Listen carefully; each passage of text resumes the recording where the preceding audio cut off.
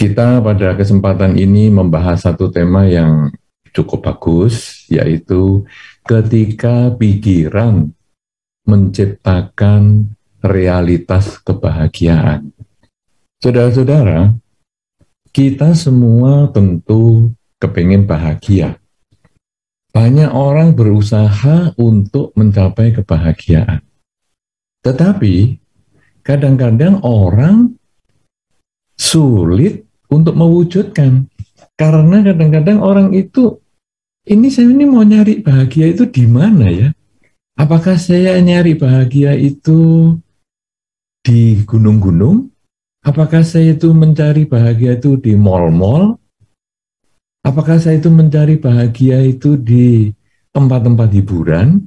Sehingga kadang-kadang orang mencari bahagia itu dengan cara yang salah. Misalnya, wah saya pokoknya pergi ke mall terus, jalan-jalan terus.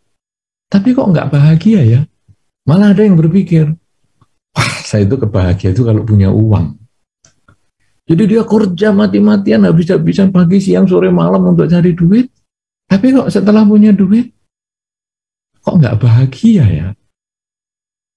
Nah, kemudian ada juga, wah saya itu bahagianya kalau berumah tangga misalnya.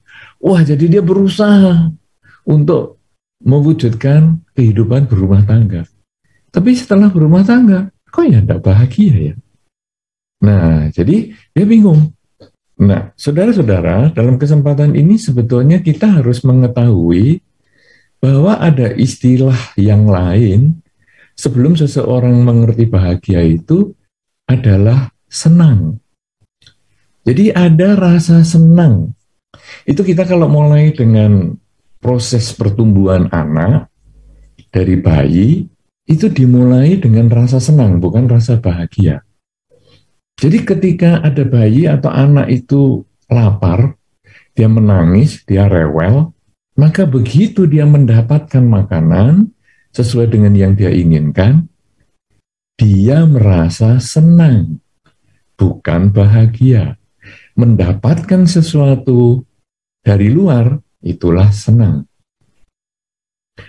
Kemudian dia merasa tidurnya kepanasan. Aduh, ini selimutnya terlalu tebel lah, kamarnya terlalu rapat lah, dan lain sebagainya. Jadi dia rewel nangis. Kemudian orang tuanya datang, dia merasakan ya kamarnya rasanya kok memang terlalu gerah ini. Oke, mungkin di situ ada fasilitas air condition. Oke, saya pasang AC. Nah, kemudian setelah ruangan menjadi sejuk, anak ini tenang karena dia senang. Jadi tadi lapar juga mendapatkan makanan, senang. Udara mendapatkan kesejukan, senang. Kalau bayi kemudian ngompol, pakaiannya basah, rewel, nangis, kemudian bisa digantikan pakaian yang kering, yang nyaman, dia senang. Oleh karena itu, senang itu berasal dari objek luar ketika kita mendapat sesuatu yang kita inginkan. Dan senang itu umurnya pendek sekali. Seseorang merasa senang itu hanya jangka waktu pendek. Jadi ketika makanan, wah enak nih makanannya. Kita misalnya sampai dewasa pun masih merasakan itu, saya kepingin makanan ini misalnya. Sudah lama saya pergi keluar kota, sekarang saya kembali ke kota ini, dan ini adalah makanan khas kota ini. Lalu kita nyari, wah dapat. Pas lapar, dapat. Senang sekali. Tapi sudah selesai makan, ya selesai. Rasa senang itu sudah habis. Tidak ada waktu yang lebih panjang lagi. Paling hanya satu cerita buat kebahagiaan aja. Kemarin aku pulang ke kota itu dan aku bisa makan yang, aduh ciri khasnya enak sekali, dan sebagainya. Tapi rasa senang di batin ini sudah tidak ada. Karena senang memang jangka pendek. Karena itu, senang ini ketika kita dewasa, kita menganggap senang itu bahagia. Jadi kita tadi misalnya, saya mau pergi ke mall, beli barang banyak-banyak. Dia bisa beli barang itu, dia hanya senang. Setelah dia beli, kok ya cuman gini aja ya. Sampai barang-barang saya kadang-kadang yang dari mall itu belum saya buka, saya sudah beli lagi, atau kalau sekarang istilahnya orang suka beli online itu, saya senangnya itu cuma waktu unboxing gitu loh. Waktu saya buka itu saya senang sekali. Ada rasa bahagia ketika saya menggunakan cutter atau gunting, kemudian melepaskan bungkusnya, kemudian saya syuting mungkin, kemudian kotaknya saya buka, kemudian saya kenalkan isinya ini. Wah, itu saya paling senang unboxing. Masalah nanti setelah selesai dibuka boxnya, kemudian saya letakkan, saya nggak gunakan, saya kadang lupa di mana, urusan lain. Nah, itu hanya senang. Senang karena mendapat uang, senang. Tapi bukan menimbulkan bahagia. Makanya ada kata-kata, punya uang bisa beli kasur yang enak, tapi tidak bisa membelikan tidur nyenyak. Ketika orang punya uang, dia bisa membeli rumah yang bagus, tapi dia tidak bisa menimbulkan suasana kenyamanan tinggal di rumah, merasa homey. Nggak ada. Dia hanya merasa ya rumahnya bagus. Kemudian senang itu karena mendapat. Kalau sekarang bahagia itu apa? Nah, jadi nanti kalau kita dari anak kecil tadi berproses, tumbuh, maka selain seseorang itu diajar untuk mendapat apa yang dia inginkan, kita juga diajarkan untuk berbagi dengan apa yang kita miliki. Jadi misalnya, seorang kakak dapat buah mangga. Kemudian ibunya mengatakan, kakak, kamu berbagi ya sama adik. Nggak mau gini-gini. Ayolah, sebagai kakak mengalah. Kemudian dibagi. Mangganya dibagi 2, ini sebagian untuk adik, ini sebagian untuk kamu. Itu adalah cara orang tua mendidik seseorang atau anak untuk berbagi. Kemudian nanti mainan. Dek, kamu punya mainan, Dek. Itu tapi kakakmu juga pengen pinjem. Ayo dipinjamkan ke kakak, enggak apa-apa, sebagai adik juga ngalah. Tadi kan kakak sudah ngalah urusan mangga, ayo adik ngalah juga urusan mainan. Oke, dipinjamkan. Ini sebetulnya adalah belajar berbagi. Yang kalau dimulai dari kecil, maka nanti anak ini tumbuh dewasa, dia juga gampang berbagi dengan apa yang dia miliki. Nah, di dalam sistematika Buddhis, berbagi ini dikenal dengan nama kerelaan. Jadi, misalnya sekarang dari kecil, ayo nak sekolah minggu, atau ayo nak ke biara. Kemudian orang tuanya membawa makanan, lalu dipersembahkan kepada para biku di wihara. Ayo nak berdana makan nak. Nah, ini sebetulnya belajar berbagi. Saya punya makanan, saya berbagi. Kemudian ketika anaknya ulang tahun, nak hari ini kamu kan ulang tahun, ayo berbagi ke panti asuhan. Kamu beli makanan kering mungkin, atau kamu beli sembako misalnya, disumbangkan ke panti asuhan. Oke. Nah, karena saya punya kesempatan untuk berbagi, saya lakukan. Ini adalah cara orang tua mendidik anak. Dan secara dharma itu sudah dilatih terus. Dan ketika seseorang bisa berbagi, ada rasa senangnya. Tapi jauh di dalam rasa senang itu, sebetulnya berbagi ini untuk menumbuhkan rasa bahagia. Karena kalau tadi rasa senang itu karena mendapat, maka bahagia itu adalah karena memberi, berbagi. Dan bahagia itu bertahan untuk waktu yang lama. Kalau senang itu bertahan untuk waktu pendek, misalnya senang dengan makanan, selesai dimakan, habis selesai ya sudah, tidak ada lagi rasa senangnya. Tapi bahagia itu berlangsung untuk waktu yang lama. Nah, jadi rasa senang dan rasa bahagia itu berbeda. Ini yang kita harus mengerti. Nah, sekarang senang tadi mendapat jangka pendek, bahagia memberi jangka panjang.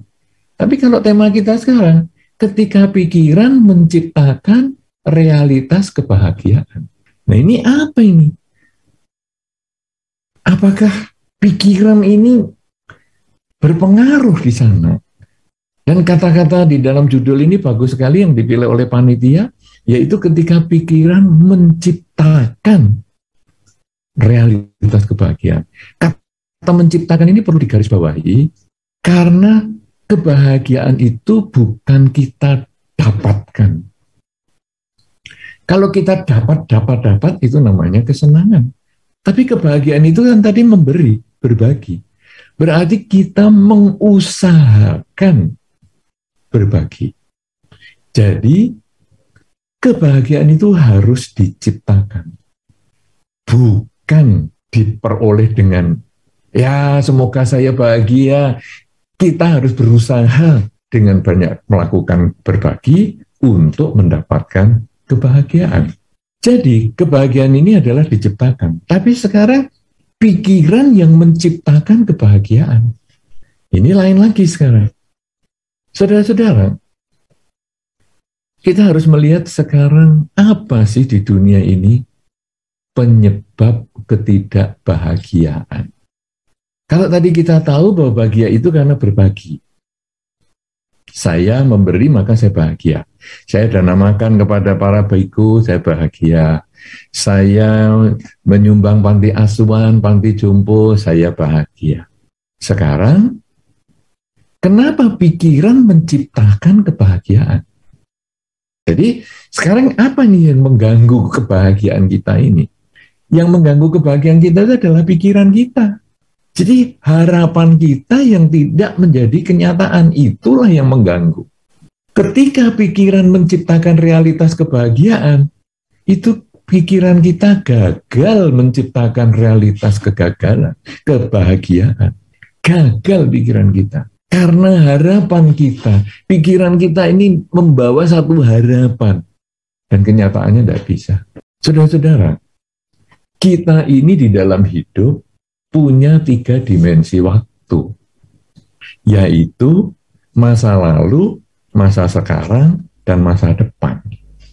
Masa lalu itu adalah saat ini yang sudah lewat. Jadi saat ini merupakan kumpulan pengalaman dari masa lalu.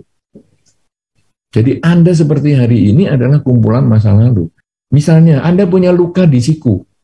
Kalau Anda punya luka di siku, itu bukan muncul mendadak, itu sudah milik masa lalu. Mungkin Anda pernah jatuh seminggu yang lalu, atau pernah luka waktu Anda kecil, dan lain sebagainya.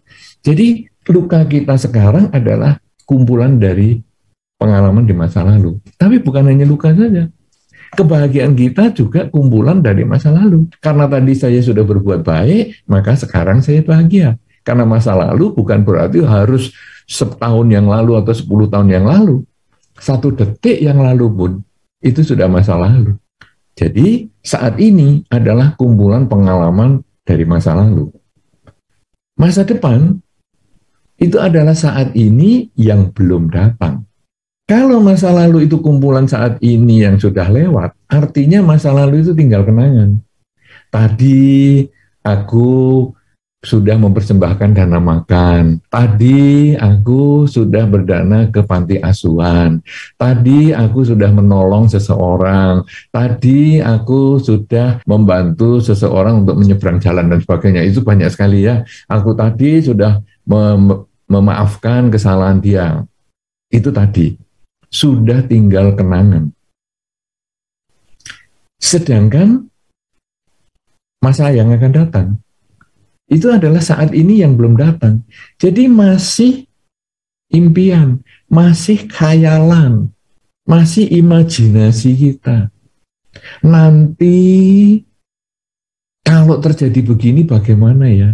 Karena dulu saya pernah menolong, nanti kalau dia kemudian terikat dengan saya bagaimana ya? Dulu saya pernah memaki dia, nanti kalau dia membalas sama saya gimana ya? Jadi kita sekarang jadi stres. Akibat masa lalu kita stres, membayangkan masa depan juga stres. Nah kalau kita tarik pada dana makan tadi saya sudah mempersembahkan dana makan dengan baik sekali. Kemudian, saya kan berharap nanti para biku akan bisa menikmati dana makan saya. Ternyata saya lihat kok, dimakan saja tidak. Padahal kita lupa bahwa itu sudah diserahkan, berarti dia sudah berbuat baik. Tapi kita kan sulit menerima. Jadi, loh kok nggak dimakan? Nah, jadi akhirnya harapan saya yang tadi, bahwa nanti akan bermanfaat untuk para biku, dikecewakan. Kemudian saya berpikir, nanti saya tidak mau lagi. Saya tidak mau kenal dengan biku itu lagi. Karena dia tidak mau dengan masakan saya, dan seterusnya, dan seterusnya. Dan ini dikembangkan bisa banyak hal ya, bukan hanya untuk para biku saja, bukan hanya di lingkungan biara saja, tapi di lingkungan perusahaan Anda, di lingkungan rumah Anda, di lingkungan teman pergaulan Anda. Ini sama semua, bahwa kadang karena keinginan kita, harapan kita, itulah yang menimbulkan kita tidak bahagia. Sehingga hasilnya kadang-kadang, aku kok nggak bahagia ya tinggal di rumah ini. Ya iyalah, karena harapan Anda, pikiran Anda yang tidak bisa Anda kendalikan. Anda merasa, aku kalau di rumah ini pasti bisa begini-begini dulu. Nanti gini-gini-gini. Kenyataannya saat ini. Tadi itu kenangan, masa lalu itu harapan, saat inilah kenyataan. Kalau demikian, saudara, menciptakan realitas kebahagiaan dengan pikiran, itu adalah kalau kita selalu bertahan pada kekinian, pada saat ini. Jadi, ketika pikiran kita mengatakan tadi gini, ya sudah, toh kenyataannya kan saat ini sudah seperti ini. Kamu mau menyesali yang tadi kan tidak ada gunanya. Ya saat ini sekarang kita perbaiki. Kita nggak usah ngomong salahmu sih, kamu gini-gini sih, tidak ada gunanya. Saat ini sekarang saatnya kita perbaiki. Aduh, nanti kalau gini-gini gimana ya? Nanti gini-gini. Untuk apa nanti gini-gini kita pikirkan? Saat ini kita harus melakukan yang terbaik. Satu contoh yang akan datang yang membuat kita kacau adalah kalau kita pagi akan melakukan perjalanan yang penting. Mungkin ke keluar kota, mungkin acara pernikahan, mungkin besok ada lamaran. Malam ini susah tidur. Karena kita mikir, aduh besok gimana ya? Persiapannya makan sudah beres belum ya? Nanti pakaianku bagaimana ya? Nanti tamunya datangnya gimana ya? Nanti kalau makanannya kurang gimana ya? Nanti kalau tamunya kurang tempat duduknya gimana ya? Terus kita pikirkan, akhirnya semalam nggak bisa tidur. Tapi kalau kita kemudian mengarahkan pikiran kita, saat ini saya kan sedang berbaring. Saat ini saya kan akan tidur. Ketika kita sadari, kemudian saat ini saya sedang bernafas, saat ini saya sedang menarik nafas, saat ini saya sedang mengeluarkan nafas. Maka walaupun besok ada acara yang besar, kita masih bisa istirahat malam ini. Sebaliknya, tadi saya pernah melakukan kesalahan seperti itu. Aduh, kenapa ya saya tadi kok ngomong seperti itu?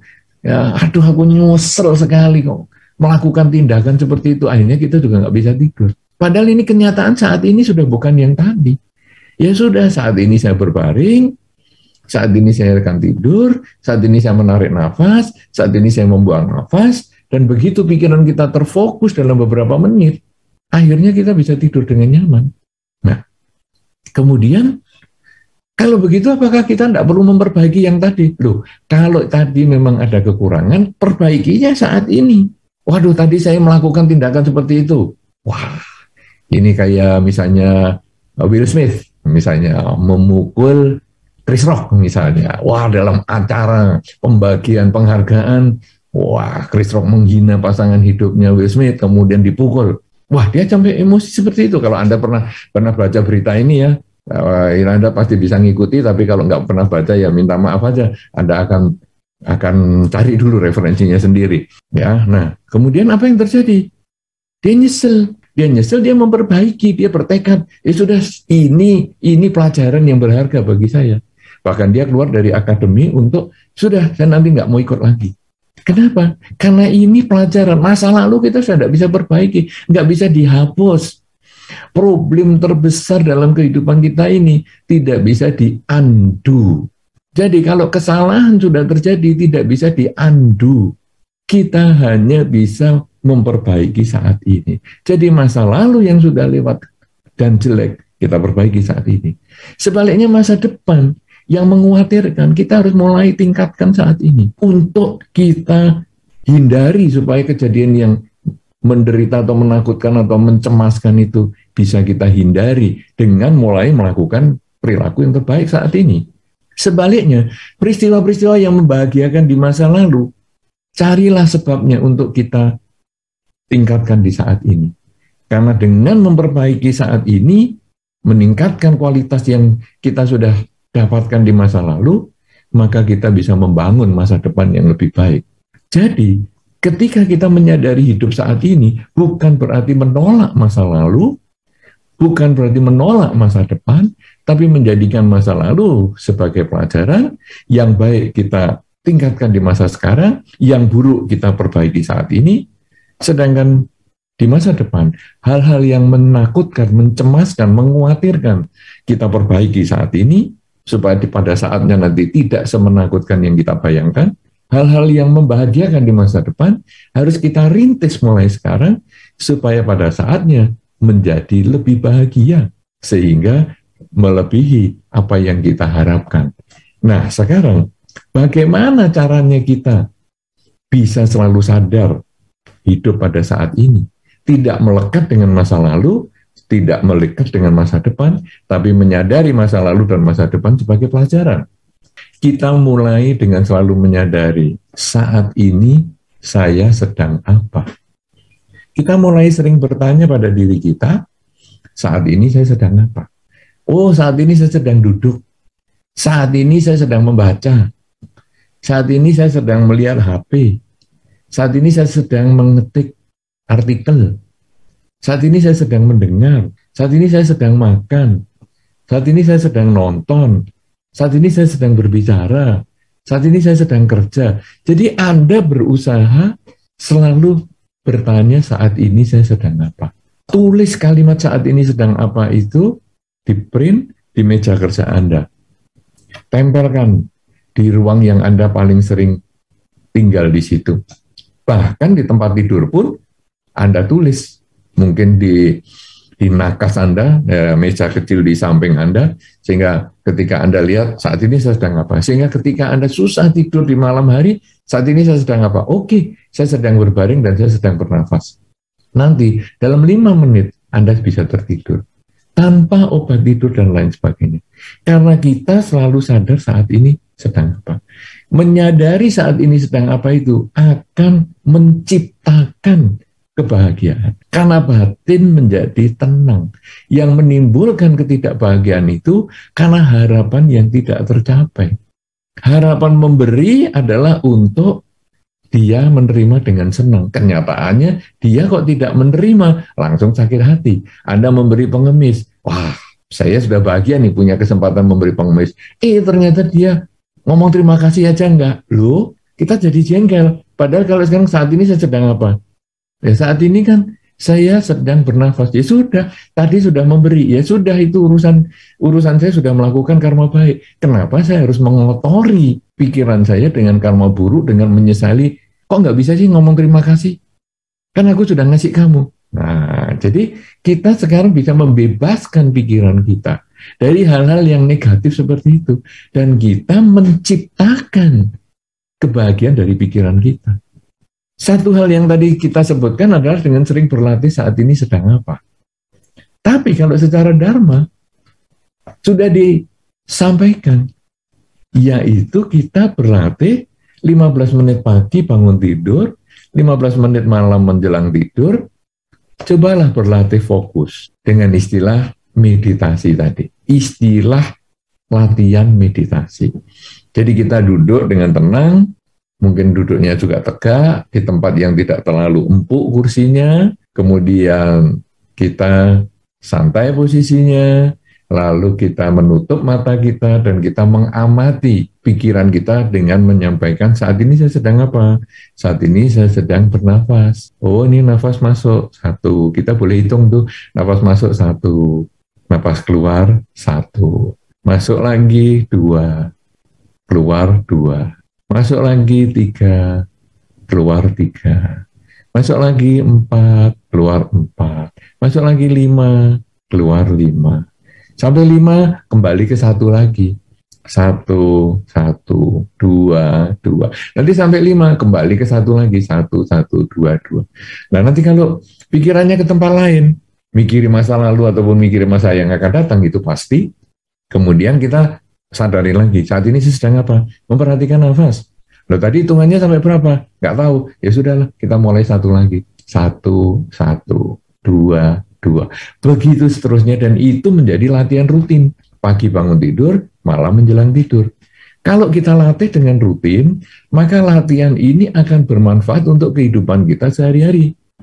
Sehingga begitu kita selesai duduk latihan meditasi, kalau pagi misalnya, kita bangkit dari tempat duduk kita, melangkah, membuka pintu, sadar sedang melangkah, sadar sedang membuka pintu, sadar sedang menuju kamar mandi, sadar sedang mandi, sadar sedang sarapan, sadar sedang berangkat kerja, sadar di tempat pekerjaan, sadar sedang berbicara, sadar sedang menerima telepon, dan lain sebagainya. Dan akhirnya hidup kita penuh dengan kesadaran pada kekinian.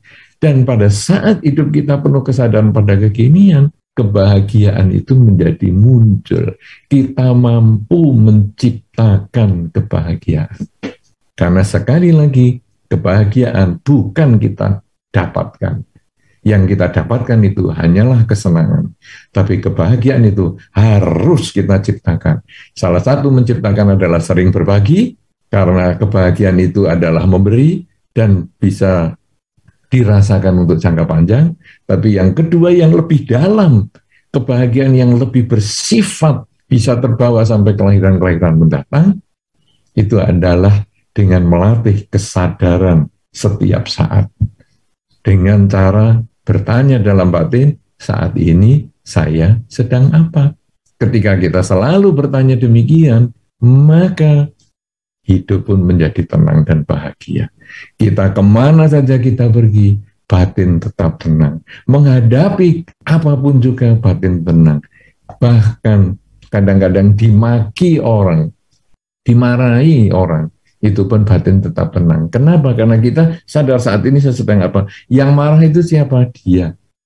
Dia yang marah. Saya berhak untuk menentukan reaksi saya. Apakah saya bereaksi mau marah lagi? Apakah saya bereaksi diam? Apakah saya bereaksi untuk memperbaiki perilaku saya? Itu pilihan saya. Dengan selalu sadar setiap saat, yang dilatih pagi bangun tidur 15 menit dan malam mau tidur 15 menit itu, kita nanti akan mencapai tahap itu.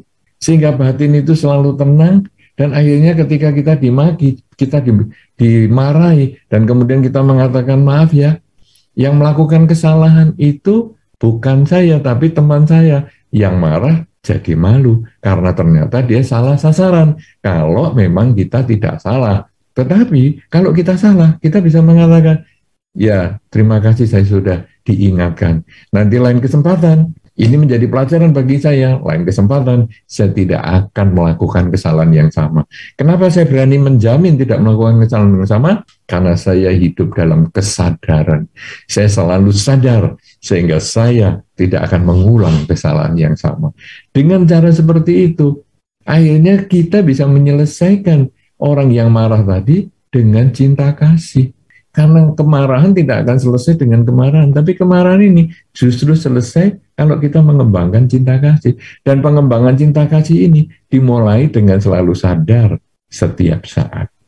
Saudara-saudara, ini adalah cara kita untuk mewujudkan pikiran yang menciptakan realitas kebahagiaan. Hari ini mungkin Anda kadang-kadang apa ya, itu kok masih sulit sekali. Tidak apa-apa. Anda mulailah sedikit-sedikit. Dengan dimulai dengan tadi kerelaan misalnya, dengan berbagi, nanti akan menimbulkan kesan yang jangka panjang tadi, menimbulkan, aduh, di zaman itu ya, aku kok bisa ya berbuat baik seperti itu. Itu menimbulkan kesan bahagia jangka panjang. Atau Anda sering mulai mengucapkan, saat ini saya sedang apa? Sehingga hasilnya nanti, ketika Anda terus menyadari demikian, katakanlah 1 bulan ke depan, 30 hari ke depan, Anda selalu ingat saat ini sedang apa, maka suasana batin Anda akan berubah. Suasana batin kita menjadi lebih tenang, lebih damai, dan ketika orang lain memuji kita, kita juga tidak terlalu goyah. Kita mendengar pujian itu dengan batin tenang. Ketika pujian itu benar, kita mengakui, ya saya memang begitu, tapi nggak usah dipuji-puji, biasa-biasa saja. Tapi kalau pujian itu salah, kita pun bisa mengatakan, maaf ya, aku tidak sebaik itu. Bahkan tadi yang melakukan itu adalah teman saya. bukan saya. Nah, akhirnya yang memuji pun selain dia menghargai yang melakukan, dia juga akan menghargai kita yang tidak gampang menerima pujian karena orang yang salah alamat. Cacian maupun pujian menjadi netral. Ketika kita bisa menetralisir cacian dan pujian karena sadar setiap saat, terciptalah kebahagiaan. Di dalam rumah tangga akan tercipta kebahagiaan, karena kesadaran setiap saat. Di dalam lingkungan kerja akan tercipta kebahagiaan karena kesadaran setiap saat. Di mana saja kita pergi, akan tercipta kebahagiaan. Karena kebahagiaan bukan dari luar. Kebahagiaan ada di dalam diri, ada di dalam pikiran kita.